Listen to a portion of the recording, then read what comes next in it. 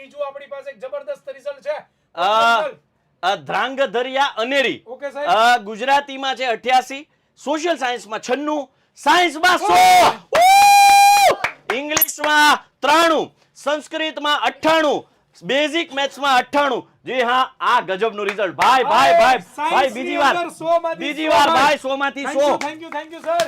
જય હો જય હો જય હો.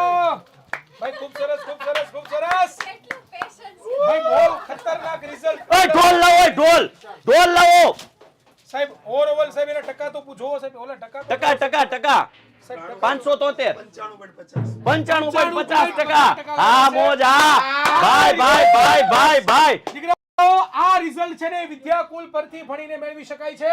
આ અમે કહેતા હતા ને અત્યાર સુધી આ પ્રૂફ થઈ ગયું છે, સાબિત કરી દીધું છે અમે લોકોએ કે વિદ્યાકુલ છે તો બધું સંભવિત છે.